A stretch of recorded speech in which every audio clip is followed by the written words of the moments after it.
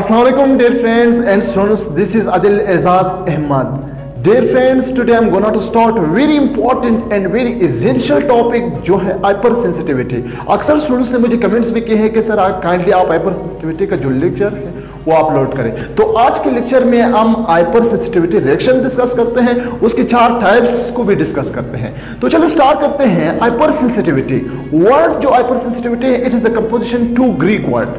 ये 2 Greek word से बना हुआ है। Hyper means high, sensitivity means response, to give response to this stimuli या स्टिमुलस को। यानी ये लफ्ज जो है 2 ग्रीक वर्ड से बना हुआ है। Hyper means high, sensitivity means response to stimulus या स्टिमुलाई। इसका मतलब क्या होता है? स्टिमुलाई का मतलब क्या होते हैं? Anything which cause change in living organism they are called stimuli। हर वो चीज जो लिविंग ऑर्गेनिज्म में चेंजिंग पैदा करते हैं उसको हम क्या कहते हैं? स्टिमुलाई कहते हैं, या उसको हम सिंगुलर जो है स्टिमुलस है उसको स्टिमुलस कहते हैं। तो हाइपर सेंसिटिविटी एक सिस्टम है जब कोई भी पार्टिकल्स या स्टिमुलाई हमारी बॉडी में एंटर हो जाते हैं, हमारी बॉडी के अंदर जो इम्यून सिस्टम है वो आई रिस्पॉन्स दे उस स्टिमुलाई को डिस्ट्रॉय करने के लिए, तो साथ साथ में हमारी बॉडी के जो टिश्यू है वो भी डैमेज हो जाते हैं। तो इसको क्या कहते हैं? हाइपर सेंसिटिविटी रिएक्शन कहते हैं, या इसको एलर्जिक रिएक्शन भी कहते हैं। डियर फ्रेंड्स, एक बार फिर रिपीट कर रहा हूं, जब कोई भी स्टिमुलस हमारे बॉडी या एंटीजन या माइक्रोब्स या कोई भी चीज जो हमारी बॉडी में एंटर हुआ वो हमारी बॉडी के लिए आराम पुलता है, तो हमारी बॉडी जो है उसको हाई रिस्पॉन्स दे। इस रिस्पॉन्स की वजह से, हाई रिस्पॉन्स की वजह से हमारी बॉडी के जो ऑर्गन्स हैं, टिश्यू हैं, सेल्स हैं, वो डैमेज हो जाते हैं। इस रिएक्शन को क्या कहते हैं? हाइपर सेंसिटिविटी रिएक्शन कहते हैं, या इसको एलर्जिक रिएक्शन भी कहते हैं। तो ये जो हाइपर सेंसिटिविटी रिएक्शन, इसका सिंपल डेफिनेशन मैंने लिखा हुआ है, inappropriate human response that result in the host damage. जब ह्यूमन रिस्पांस देते हैं, इनअप्रोप्रिएट ह्यूमन रिस्पांस होते हैं, उसकी वजह से होस्ट का जो टिश्यू है, सेल्स है, डैमेज हो जाते हैं। इसको क्या कहते हैं? हाइपर सेंसिटिविटी रिएक्शन कहते हैं। It's clear. एनी टिश्यू, दूसरा जो है definition, any tissue damaging human reactions, कोई भी टिश्यू या सेल्स डैमेज हो जाते हैं ह्यूमन रिएक्शन में, इसको क्या कहते हैं? इसको हाइपर सेंसिटिविटी रिएक्शन कहते हैं। डियर फ्रेंड्स, ये जो हाइपर सेंसिटिविटी किस वजह से होता है? एंटीजन की वजह से होता है। जैसे मैंने स्टिमुलस की बात की, तो स्टिमुलस हम एंटीजन को कहते हैं। एंटीजन जो होते हैं 2 टाइप्स के होते हैं, एक्सोजेनियस एनवायरनमेंट से भी होता है एंड इंडोजेनियस भी हो सकता है। एक्सोजेनियस का मतलब बाहर से कोई चीज आकर हमारी बॉडी उसको रिस्पांस देते हैं, इसकी वजह से हमारी बॉडी के टिश्यू डैमेज हो जाते हैं, या बॉडी के अंदर जो एंटीजन्स पैदा हो जाते हैं और हमारी इम्यून सिस्टम उसको जब रिस्पांस देते हैं तो उसको क्या कहते हैं? इंडोजेनियस कहते हैं। एक्सोजेनियस क्या हो सकता है? ड्रग्स हो सकते हैं। आपने ड्रग्स खा लिया, अब ड्रग्स की वजह से जो हमारी इम्यून सिस्टम है उसको रिस्पांस देते हैं, आई रिस्पांस देते हैं, आईली रिस्पांस देते हैं, तो उसकी वजह से हमारी बॉडी का टिश्यू ऑर्गन्स डैमेज हो जाते हैं, हाइपर सेंसिटिविटी कहते हैं। दूसरा, डस्ट की वजह से अक्सर आप लोगों ने देखा है कि यार मुझे जो डस्ट से एलर्जी है। अब एलर्जी कौन सा रिएक्शन है? ये हाइपर सेंसिटिविटी रिएक्शन है। दूसरा जो होते हैं माइक्रोब्स की वजह से, केमिकल्स की वजह से होते हैं। बाहर कुछ फूड्स होते हैं, अक्सर लोग फूड नहीं खाते, उसको कहते हैं कि फूड मुझे नहीं खाना है क्योंकि इसकी वजह से मुझे एलर्जी होगा। वो एलर्जी क्या होता है? यही हाइपर सेंसिटिविटी रिएक्शन को एलर्जी कहते हैं, एलर्जिक रिएक्शन कहते हैं। अब दूसरा जो केमिकल्स की वजह से भी हो सकता है, और सेकंड जो एंडोजेनियस होता है, सिर्फ एंटीजन, बॉडी के अंदर एंटीजन पैदा हो जाते हैं और हमारी बॉडी ये उसको रिस्पांस देते हैं, आई रिस्पांस देते हैं, उसकी वजह से बॉडी डैमेज हो जाता है। एक बार फिर रिपीट कर रहा हूं, जब हमारी बॉडी के अपने ही सिस्टम आई रिस्पांस देते हैं एंटीजन को, इसकी वजह से हमारी ही बॉडी की टिश्यू सेल्स डैमेज हो जाते हैं, तो इसको हम क्या कहते हैं? हाइपर सेंसिटिविटी कहते हैं। डियर फ्रेंड्स, इस हाइपर सेंसिटिविटी के देयर आर फॉलोइंग 4 टाइप्स। कितनी टाइप्स हैं? 4 टाइप्स हैं। 4 टाइप्स होते हैं। इस एक को हम कहते हैं एनाफाइलेक्टिक हाइपर सेंसिटिविटी, एक को हम कहते हैं साइटोटॉक्सिक हाइपर सेंसिटिविटी, एक को हम कहते हैं ह्यूमन कॉम्प्लेक्स हाइपर सेंसिटिविटी, एक को हम कहते हैं डिलेड या सेल मेडिएटेड हाइपर सेंसिटिविटी। कितने टाइप्स हुआ? 4 टाइप्स हुआ। 4 टाइप्स है। पहला जो है एनाफाइलेक्टिक हाइपर सेंसिटिविटी, दूसरा है cytotoxic hyper sensitivity and human complex delayed या सेल मेडिएटेड हाइपर। अब ये 3 जो है anaphylactic hyper sensitivity, cytotoxic hypersensitivity and immune complex. ये इस 3 टाइप्स में क्या होगा, एंटीबॉडीज प्रोड्यूस होगा, एंटीबॉडीज क्रिएट होगा, एंटीबॉडीज पैदा होगा इस 3 में। इसलिए मैंने हर एक के साथ एंटीबॉडीज का डायग्राम भी बनाया। एक ये है एंटीबॉडी, एक एंटीबॉडी ये है, एक एंटीबॉडी ये 3 टाइप्स में एंटीबॉडीज क्रिएट होगा, इसमें एंटीबॉडीज क्रिएट नहीं होगा, प्रोड्यूस नहीं होगा, ये अलग टाइप्स। इसलिए इस 3 को हम क्या कहते हैं, एंटीबॉडी मेडिएटेड। एंटीबॉडी मेडिएटेड इसलिए कहते हैं कि 3 जो टाइप्स हैं ये एंटीबॉडीज प्रोड्यूस कर रहा है। अब इस चारों में जो है हर एक में जो पीसेस मौजूद है, 2 पीसेस मौजूद होते हैं। पहले में भी 2 पीसेस हैं, दूसरे में भी 2, तीसरे में भी, चौथे में भी 2 पीसेस मौजूद हैं। हम पहले स्टार्ट करते हैं। एनाफिलैक्टिक हाइपरसेंसिटिविटी क्या है, इसमें एंटीबॉडीज प्रोड्यूस होगा, पहला पॉइंट दिमाग में रखे। दूसरा, इसके जो पीसेस हैं 2 टाइप्स पीसेस हैं। फर्स्ट पीसेस में क्या होगा, सेकेंड पीसेस में क्या होगा। फर्स्ट जो पीसेस होते हैं इसको हम प्री सैनिटाइजेशन भी कहते हैं। प्री सैनिटाइजेशन इसलिए कहते हैं कि जितने भी फर्स्ट पीसेस है इसमें बॉडी को नुकसान नहीं पहुंचेगा, डैमेज बॉडी का टिश्यू ऑर्गन्स सेल्स डैमेज नहीं होगा। एक बार फिर बता रहा हूं, जो फर्स्ट पीसेस होते हैं तमाम टाइप्स की, चारों टाइप्स की, उसमें पहला पीस कोई डैमेजिंग का काम नहीं करते हैं। ठीक है, ये पॉइंट पहला, इसलिए इसको कहते हैं प्री सैनिटाइजेशन। जब एंटीजन आया बॉडी के अंदर एंटर हुआ, वो कहां एंटीजन कहां जाएगा, बी सेल्स की तरफ जाएगा। अब बी सेल क्या होते हैं, बी लाइम्फोसाइट की तरफ जाएगा। अब बी लाइम्फोसाइट जो है IgE एक टाइप है एंटीबॉडी। अगर आप लोगों ने मेरी एंटीबॉडी लेक्चर जो मैंने दिया होता वो नहीं देखा तो लाजमी उसको देखे तो आप लोगों को क्लियर हो जाते हैं। IgE एक टाइप है एंटीबॉडी का।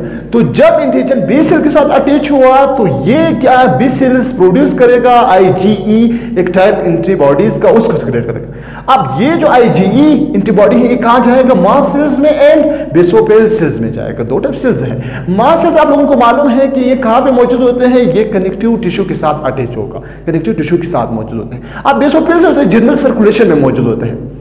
ये जो मास्ट सेल्स है कहां पे मौजूद है, कनेक्टिव टिश्यू। अब बेसोफिल सेल्स जो है जनरल सर्कुलेशन में मौजूद है, ब्लड सर्कुलेशन में मौजूद होगा। IgE आ गया, अब ये IgE इसके साथ अटैच हुआ, कोई नुकसान नहीं पहुंच गया, यहां पे बात clear. First phase. Second phase में क्या होगा, जब दोबारा वही एंटीजन आया, जब दोबारा वही एंटीजन आया तो ये बी सेल की तरफ जाएगा, बी सेल्स IgE प्रोड्यूस करेगा। IgE जो होते हैं वो कहां जाएगा, mast cell B cells, M का मतलब मास्ट सेल्स एंड B का मतलब बेसोफिल सेल्स की तरफ जाएगा। अब ये जो बेसोफिल सेल्स है ये क्या रिलीज करेगा, स्टामिन्स प्रोटीन जो है वो रिलीज करेगा। अब ये स्टामिन प्रोटीन जो होते हैं एलर्जिक रिएक्शन काज करेगा, ये स्टामिन जो है एलर्जिक काज करेगा। ठीक है, अब आप लोगों ने अक्सर देखा है कि फूड की वजह से स्किन सुर्ख हुआ, ठीक है, एलर्जी हुआ, तो ये क्या होता है, यही होता है कि उसमें एंटीजन जो होते हैं वो अगर बी सेल के पास, बेसोफिल्स के पास, अब बेसोफिल्स ने स्टामिन सिक्रेट किया, उसकी वजह से एलर्जी रिएक्शन हुआ। अब यहाँ पे एंटीजन जो होते हैं, एंटीजन प्री पोरन होगा, जब एंटीजन आएगा प्री होगा, किसी के साथ अटैच नहीं होगा।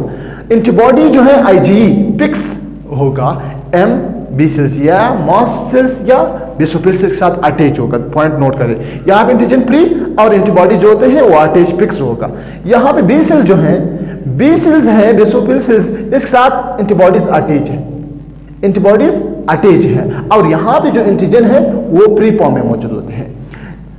जब एंटीबॉडीज इसके साथ अटैच हो जाते हैं बी सेल्स या बेसोफिल सेल्स के साथ, तो ये क्या सिक्रेट करेगा, स्टामिन सिक्रेट करेगा। क्या सिक्रेट करेगा, स्टामिन प्रोटीन सिक्रेट करेगा। अब ये जो स्टामिन है ये एलर्जिक इस्तेमाल खास करेगा, ये एलर्जिक रिएक्शन खास करेगा। इसका जो ट्रीटमेंट है, ट्रीटमेंट इसका एंटी स्टामिन्स है, और इसका treatment I hope it's clear, ये क्लियर है कि ये क्या है, फर्स्ट फेज सेकंड फेज में क्या हो। अब दूसरे फेज की तरफ हम आते हैं। दो सेकंड फेज को हम एंटीबॉडी मेडिएटेड फेज इसको भी कहते हैं। इसमें जो है पहला फेज में वही सेम प्रोसेस होगा, प्री सैनिटाइजेशन होगा, और दूसरे में हम बता देंगे। पहला जो है फेज उस तमाम मोस्टली तीनों का सेम है, ठीक है। अब एंटीजन आया, एंटीजन बी सेल के साथ अटैच हुआ, बी सेल्स ने 2 एंटीबॉडी बनाया। यहाँ पे एक एंटीबॉडी IgE बनाया था, यहाँ पे जो होते 2 एंटीबॉडी बनाया, एक IgG एक IgM बनाया। अब ये कहाँ जाएगा, सेल बैंडेड एंड मार्क बना देते हैं, यानी जो IgG है IgM है ये सेल्स के साथ अटैच हो जाते हैं। जब अटैच हुआ तो ये एक मार्क बना देते हैं। इस वजह से जो फेगोसाइटिक सेल्स हैं वो आकर इस कंप्लीट सेल और एंटीबॉडीज को फेगोसाइट करते हैं, उसको इंगल्फ कर देते हैं। ठीक है, एक बार फिर बता रहा हूं, यहाँ पे जो थे बस एंटीजन आया बी सेल की तरफ, बी सेल ने 2 एंटीबॉडी बनाया, 2 एंटीबॉडी आईजीजी एंड आईजीएम बनाया। अब ये जाकर एक मार्क बनाते हैं एक सेल के साथ अटैच होकर, फिर उसके बाद फेगोसाइटिक सेल आकर इसको इंगल्फ करते हैं, उसको डिस्ट्रॉय करते हैं। यहाँ पे जो एंटीजन होगा, यहाँ पे एंटीजन फिक्स होगा टिश्यू या सेल्स के साथ और एंटीबॉडीज फ्री होगा। वहां पे जो था वहां पे एंटीजन फ्री था, एंटीबॉडी फिक्स था। यहाँ पे जो है एंटीजन सेल के साथ, रेड ब्लड सेल के साथ अटैच है और एंटीबॉडीज फ्री है। अब ये रेड ब्लड सेल, अगर antigen B red blood cell के साथ मौजूद है तो जो reaction only red blood cell में क्या होगा, रिएक्शन अकर होगा। अगर एंटीजन सिर्फ रेड ब्लड सेल में मौजूद होता है तो इसका रिएक्शन सिर्फ रेड ब्लड सेल में मौजूद होगा। इसको हम एक एग्जांपल है इस हाइपरसेंसिटिविटी का ब्लड ट्रांसफ्यूजन, या इसको हम कहते हैं ऑटो इम्यूनो हेमोलाइटिक एनीमिया भी कहते हैं। आई hope it's clear. Second third type की तरफ हम आते हैं, इसको हम कहते हैं इम्यूनो कॉम्प्लेक्स हाइपरसेंसिटिविटी। क्या नाम है? Immuno complex hypersensitivity. आप लोगों ने सुना है कि जब एंटीजन एंटीबॉडी फिक्स हो जाते हैं, जब एंटीजन एंटीबॉडी फिक्स हो जाते हैं उसको हम कॉम्प्लेक्स कहते हैं, एंटीबॉडी एंटीजन कॉम्प्लेक्स बन जाते हैं। सेम रिएक्शन है, सेम प्रोसेस है। यहाँ पे ये भी एंटीबॉडीज प्रोड्यूस कर रहा है, 2 पीसेस है, पहला पीस तो क्लियर है, जो फर्स्ट पीस है वो सेम है। मोस्टली मैंने कहा कि तीनों का जो होते हैं मोस्टली सेम है। अब यहाँ पे माइक्रोब्स है, माइक्रोब समझे कि एक एंटीजन है, एंटीजन की तरह काम कर रहा है। अब ये आया बी सेल के साथ अटैच हुआ, बी सेल जो होते हैं बी लिम्फोसाइट जो होते हैं वो सिक्रेट करते हैं आईजीई आईजीएम, सेम एंटीबॉडी। यहाँ पे भी एंटीबॉडी आईजीजी, यहाँ पे आईजीएम, यहाँ पे भी आईजीजी एंड आईजीएम प्रोड्यूस किया। अब यहाँ पे जो एंटीजन है, एंटीजन एंटीबॉडी दोनों फ्री है, एंटीजन एंटीबॉडी दोनों फ्री फॉर्म में मौजूद। पहले में जो होता है एंटीजन एंटीबॉडी फिक्स था सेल के साथ और एंटीजन फ्री था, दूसरे में जो एंटीबॉडीज फ्री था, एंटीजन फिक्स था। यहाँ पे जो है थर्ड में जो है antibody and antigen both are free, दोनों जो है फ्री फॉर्म में मौजूद होता है, अलग अलग है। अब ये क्या होगा, एंटीबॉडीज एंटीजन आपस में अटैच हो जाते हैं, कभी कभार सेल के साथ अटैच हो जाते हैं, कभी कभार अलग अटैच हो जाते हैं। तो यहाँ पे जब अटैच हुआ, जब एंटीजन एंटीबॉडी फिक्स हुआ तो इसको क्या कहते हैं, कॉम्प्लेक्स, इसलिए इसका नाम दिया है इम्यूनो कॉम्प्लेक्स हाइपरसेंसिटिविटी। जब अटैच हुआ तो फॉर एग्जांपल यहाँ पे जो ग्रीन कलर है वो एंटीजन्स है और रेड कलर में जो मौजूद होते हैं वो एंटीबॉडीज है। तो ये आपस में जब अटैच हो जाते हैं तो ये मार्क बना देते हैं, तो इसको हम क्या कहते हैं, कॉम्प्लेक्स कहते हैं। या कभी कभार रेड ब्लड सेल है, रेड ब्लड सेल के साथ अटैच हो जाते हैं, एंटीजन और एंटीबॉडी दोनों इसके साथ अटैच, तो फिर जो न्यूट्रोफिल सेल्स हैं वो आकर इस कंप्लीट को क्या कर देते हैं, इंगल्फ कर देते हैं, खा लेते हैं। तो इसकी वजह से क्या चीज खास हो जाते हैं, सीरम सिकनेसेस हो जाते हैं, या SEI हो जाते हैं, या इंथोस रिएक्शन हो जाते हैं। Dear friends and students, I hope it's clear. अब फोर्थ की तरफ आते हैं, इसको हम कहते हैं डिलेड या सेल मेडिएटेड हाइपरसेंसिटिविटी। डिलेड या सेल मेडिएटेड हाइपरसेंसिटिविटी, इसकी फिर 2 टाइप्स है। यहाँ पे कोई एंटीबॉडीज प्रोड्यूस नहीं होगा, यहाँ पे कोई एंटीबॉडी सिक्रेट नहीं होगा, ठीक है। वहां पे तीनों में जो था एंटीबॉडी सिक्रेट हो रहा था, इसलिए मैंने कहा इसका नाम जो है एंटीबॉडी मेडिएटेड होता है। यहाँ पे जो है एंटीबॉडीज प्रोड्यूस नहीं होगा, यहाँ पे प्रोसेस थोड़ा अलग है। 2 पीसेस है, फर्स्ट फेज में एक्टिवेशन ऑफ टी सेल होगा। Simply activation of T cell का मतलब क्या है, एक्टिवेशन ऑफ टी सेल का मतलब यह है कि जब भी कोई माइक्रोब्स या पैथोजन या एंटीजन बॉडी के अंदर एंटर हो जाते हैं तो वहां पे जो हमारी एंटीजन प्रेजेंटिंग सेल्स हैं उसको इंगल्फ कर देते हैं, तो उसके जो एंटीजन्स हैं MHC के जरिए से बाहर निकाल देते हैं, फिर उसके साथ टी हेल्पर सेल अटैच हो जाते हैं। टी हेल्पर सेल फिर क्या करते हैं, कुछ प्रोटीन सिक्रेट कर रहा है और बी सेल और टी सेल को एक्टिवेट करते हैं, इसको कहते हैं एक्टिवेशन ऑफ टी सेल। यहां पे एक्टिवेशन ऑफ टी सेल होगा।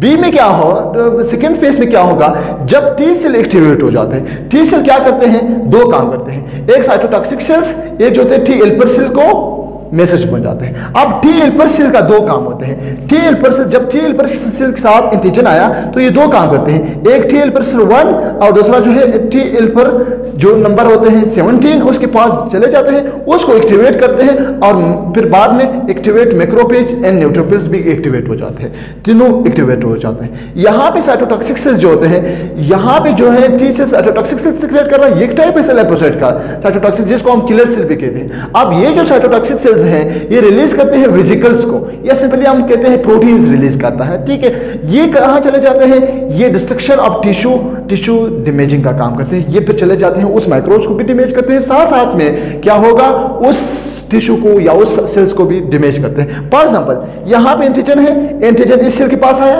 ये जो सेल्स है इसको हम एपीसी क्यों कहते हैं, एंटीजन प्रेजेंटिंग सेल्स है। जब एंटीजन अंदर चला गया वहां पे एक सिस्टम है, प्रोटीन बनेगा, एमएचसी आएगा, उसके एंटीजन बाहर निकालेगा, तो फिर जब प्रोटीन बाहर एंटीजन बाहर निकाल दिया तो इसके साथ साथ जो टी हेल्पर सेल्स हैं अटैच हो जाते हैं, फिर टी हेल्पर सेल क्या करते हैं, फर्दर दो सेल्स को वो करते हैं, एक्टिवेट करते हैं, जो है एक साइटोटॉक्सिक सेल्स एंड दूसरा जो होते हैं टी हेल्पर सेल्स एक्टिवेट। उसके बाद जो होते प्रोसेस, इसमें जो डिजीज काज होगा ये टाइप्स 1 डायबिटीज होगा, ट्यूबरकुलोसिस काज होगा। Dear friends and students, I hope it's clear. इसमें सिंपल जो होता है हाइपरसेंसिटिविटी क्या होते हैं, उसके 4 टाइप्स होते हैं। अगर इस वीडियो से आप लोगों को कुछ फायदा हुआ है तो लाजमी अपने दोस्तों के साथ शेयर करें और हमें दुआ में याद रखना। अपना ख्याल रखें। अल्लाह हाफिज़।